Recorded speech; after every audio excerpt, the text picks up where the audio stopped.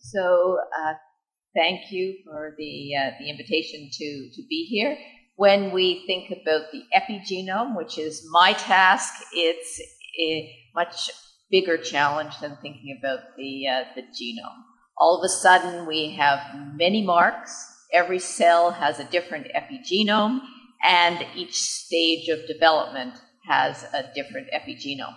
So the challenge is huge, and my task is really just to provide a background of some of the epigenetic modifications and the differences in potential vulnerabilities of germ cells, both male and female germ cells, for when we come to talk about smoking.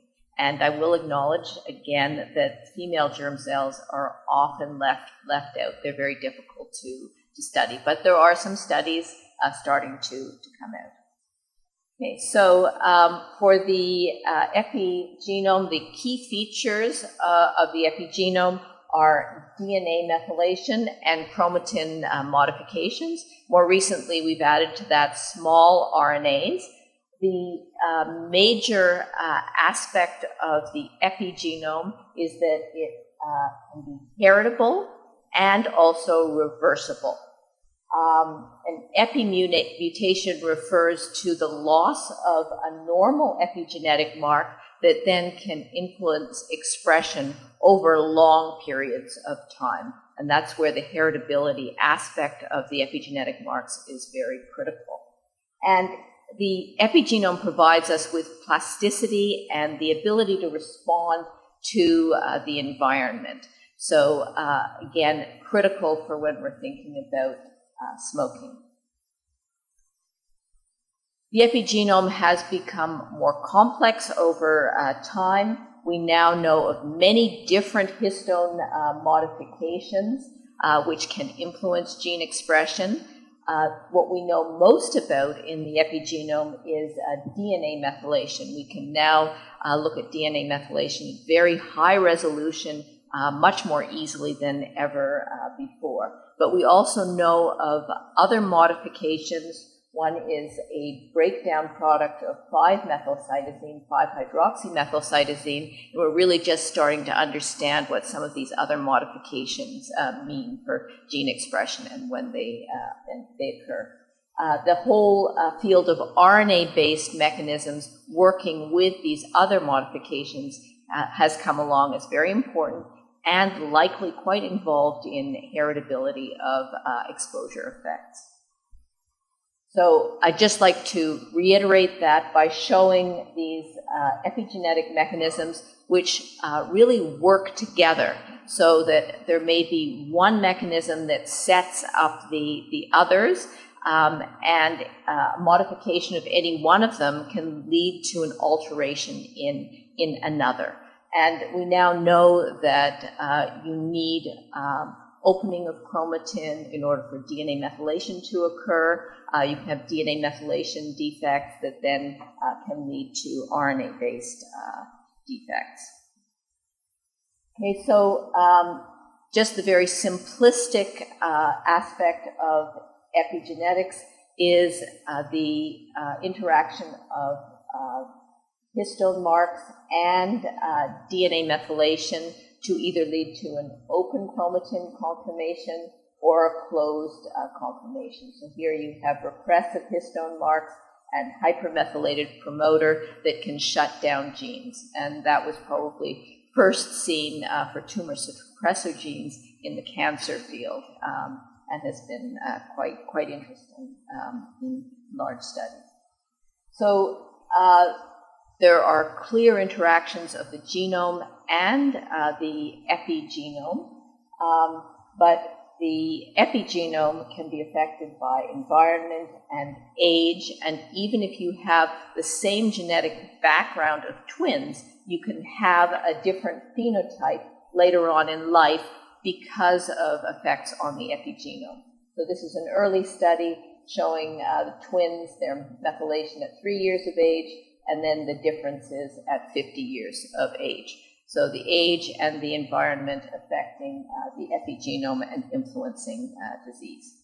So most of the data that we have is based on DNA methylation effect. So I'm going to spend most of the time talking about DNA methylation, but there's been a lot of work now on chromatin and on RNA, and that will come up later in the talk and also when we talk about smoking.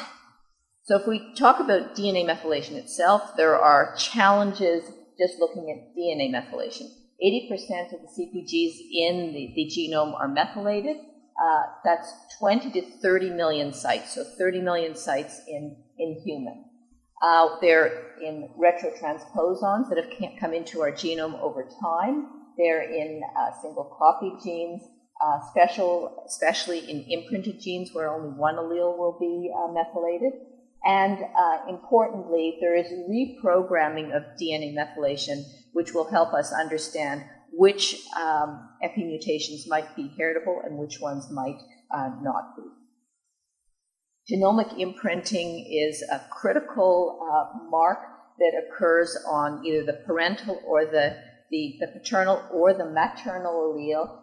About 100 different genes involved, but these genes are very important for development, growth, the placenta, and postnatally, so that alterations in either the mark you get from your mother or your father can have critical effects postnatally, because if there's an epimutation, it cannot be corrected after the germline development phase.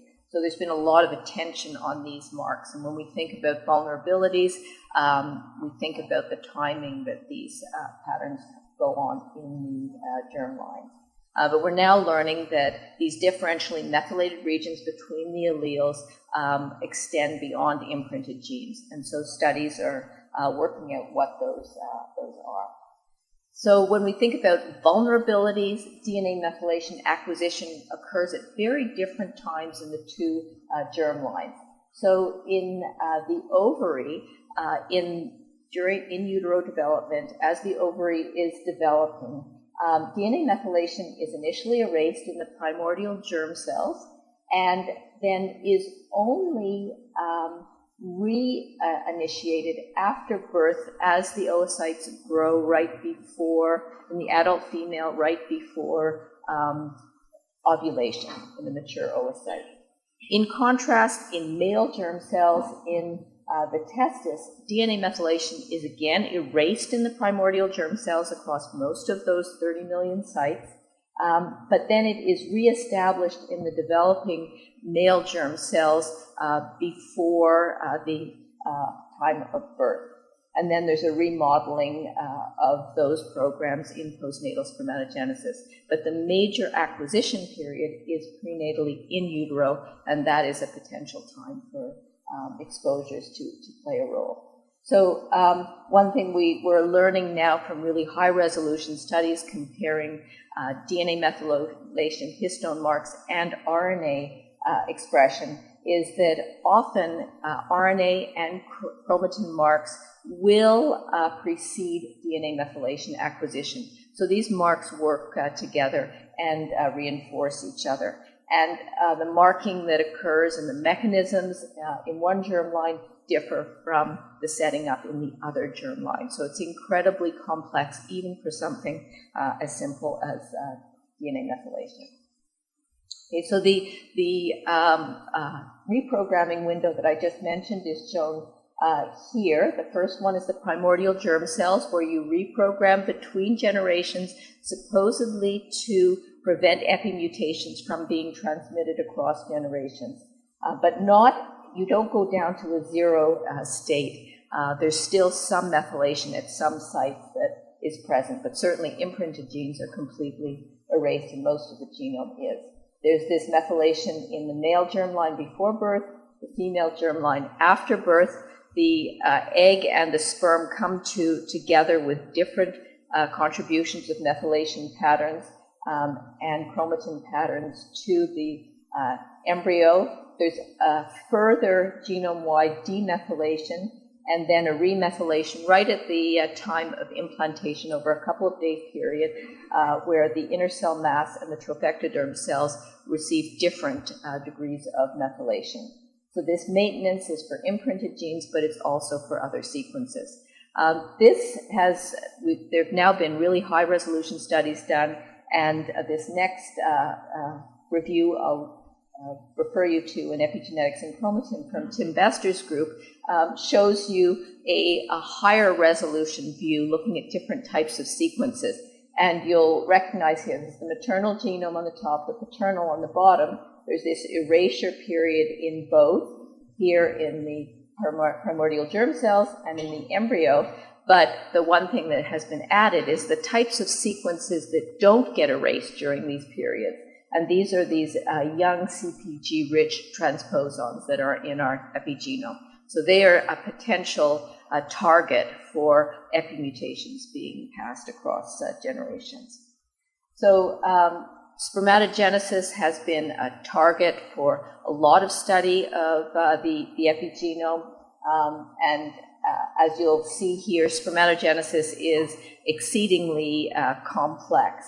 And so that the setting up of methylation patterns before birth is pretty key. They then need to be maintained in the dividing spermatogonia.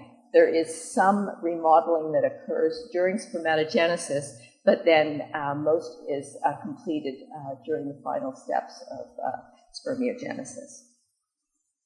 I'd just like to reiterate here again the potential windows of vulnerability for male germ cell development would be in the prenatal period during the acquisition of methylation in the gonad of the developing male. But in the postnatal period, there is also throughout development of male germ cells. In the spermatogonia, they have to maintain the patterns that were set on before birth, and they acquire some new methylation patterns throughout spermatogenesis. Special considerations for sperm is that most of the histones are replaced by protamines, but this is species specific, so will be different if you're looking at a mouse where 5% of histones are retained and human 15% are maintained. And the histone modifications are known to play roles in germ cell development. There's a real push to look at RNAs in sperm. They can be transmitted to the embryos and influence embryo development, and there's evidence that exposures can affect those RNAs. So we have to look at a number of different aspects when we think about sperm. Okay, so if we go back now to thinking about eggs and sperm, the epigenetic contributions of eggs and sperm are different. The oocyte has different epigenetic marks than the sperm. The cytoplasm of the oocyte contributes DNA methyltransferases and other proteins that must maintain those marks, so those could be affected by exposures. And there's a lot of interest in the small RNAs in sperm that can influence exposures, be influenced by exposures. Okay, so why are we interested in reproductive epigenetics? Well, it's absolutely essential to have a healthy epigenome for a healthy baby. And we know that epigenetic defects in sperm are associated with infertility, can be influenced by age and by exposures. And there have now been a lot of studies, mostly in animals, but also in human populations. And there's a growing body of studies in animals showing that inheritance of epigenetic marks can influence health. So there are a number of diseases associated with altered DNA methylation patterns. Cancer has been an area of study for a very long time, but also male infertility, imprinting diseases, and there's a lot of interest in abnormalities in methylation associated with neurodevelopment. Okay, so then the big question is, can these altered patterns be transmitted across generations and contribute to adverse outcomes in offspring? And it was considered because of the reprogramming that occurs in early development in the blastocyst that a lot of the epimutations would not be transmitted. But there's now data suggesting that this does occur from a number of studies. So people are looking at the effects of exposures on histone-bound DNA, microRNAs, and DNA methylation.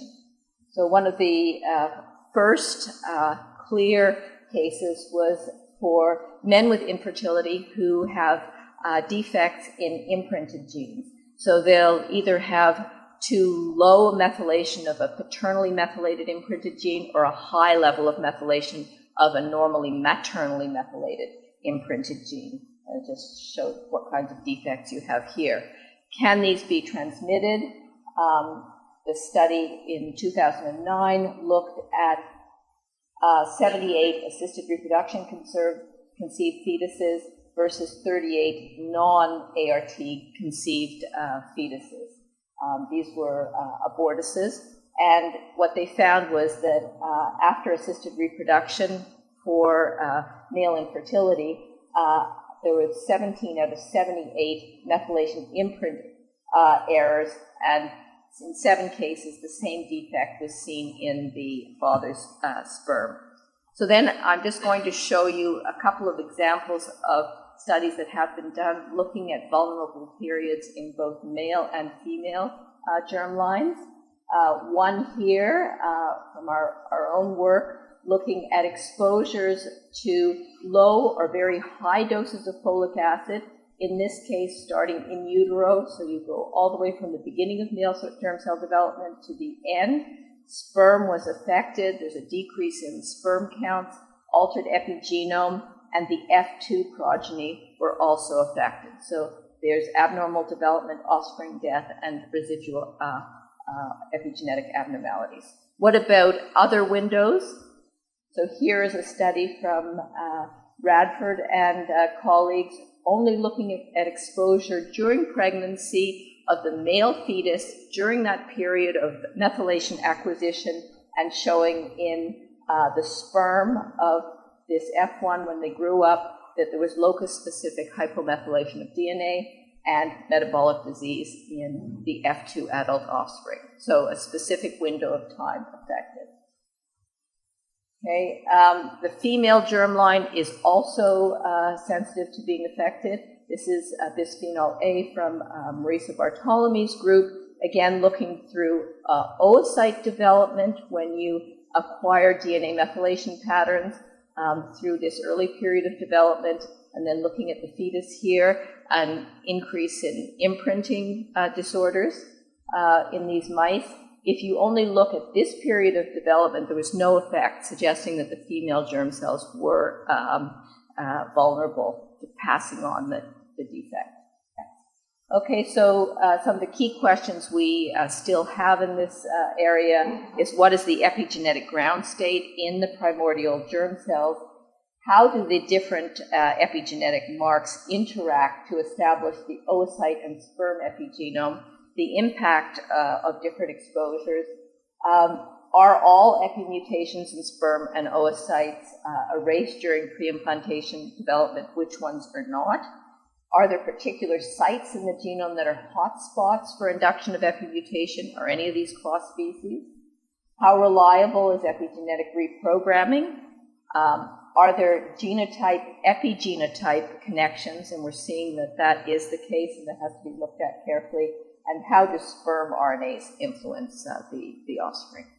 And I'd just like to thank the people in my group who have been involved in the studies that we've done over the years. Thank you. So we're right on time. The other group just broke for the coffee break, and it's the same coffee we're getting. So let's just take a minute for questions before we head out. Yeah.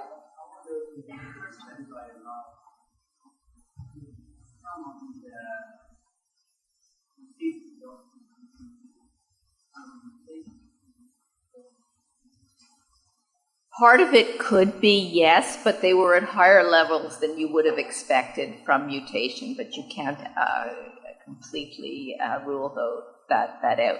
But we also saw it with high folate, some of the same DNA methylation type effects with high folate. Is there another question? Yeah, I was intrigued by the new data showing now there are some the science has to be stuff, so they don't know yet. Do we begin to understand what's going on? Yeah, so I don't think that we know yet. It was unexpected that there would be these, what they call escapees, those that escape demethylation at those two time points. And so they have to look at them much more carefully. But there is concern that those areas of the genome may be particularly susceptible. Carole, well, I have a comment. Maybe it's something very. You mentioned genome environment and when the assessment is done, it tends to be a process where we focus on one modality. This is an area where these mode of action are convergent. And we typically want one mode of action and we're going to point apart between that mode of action. Agricultural pathways help us to sort of bring together information coming from both streams and maybe bring us away from that linear mode of action. But I don't know how we address this. We need to think about all the other stuff today and how we need to bring it all together to understand what risks one thing I did not show in the final paper was how you report this information back to the and so I propose that you guys have a mission of all the endpoints you can run. So you look at different moving back. So we have to do our data. First example, first step is not so much this is you just say, yes, that's the process.